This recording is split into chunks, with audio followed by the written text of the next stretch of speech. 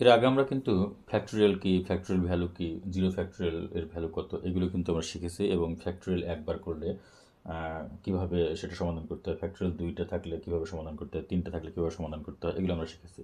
আচ্ছা, ওয়ানের ফ্যাক্টরিয়াল, জিরোর ফ্যাক্টরিয়াল মানে তো আমরা জানি যে ওয়ান, এটা কিন্তু ওয়ানের ফ্যাক্টরিয়াল ইজ ইকুয়াল টু কত হবে, এটা কিন্তু আমরা এটা জানি আমরা, কিন্তু আসলে কিভাবে হয় এটা আমাদের একটু জানতে হবে।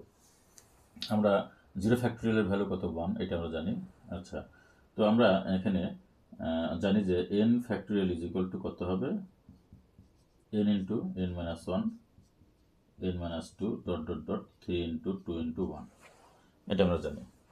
আচ্ছা, এরপরে এন মাইনাস ওয়ান এর ফ্যাক্টরিয়াল ভ্যালু ইকুয়াল টু আমরা জানি n minus one into n minus two, dot dot dot, three into two into one.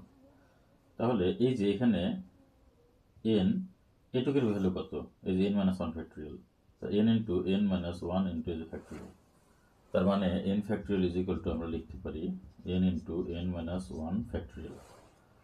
এখন এই যে এন, এই এন এর জায়গায় আমরা যদি ওয়ান বসাই, এন এর জায়গায় যদি আমরা ওয়ান বসাই তাহলে কি পাই, এখানে one factorial it is equal to N এর ভ্যালু ওয়ান, আর এখানে এন এর জায়গায় যদি ওয়ান বসাই তাহলে ওয়ান মাইনাস কত, ওয়ান ফ্যাক্টরিয়াল। সো আমরা কি লিখতে পারি এখানে one into one minus one মানে জিরো এর ফ্যাক্টরিয়াল। এবার আমরা জানি zero factorial is equal to one, জানি one into one, one into one, that means one.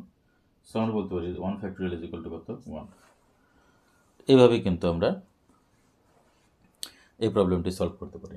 One factorial is equal to কত হবে, one factorial is equal to কত হবে, one, one factorial is equal to কত, one. এটা কিন্তু আমরা এইভাবে সমাধান করতে পারি।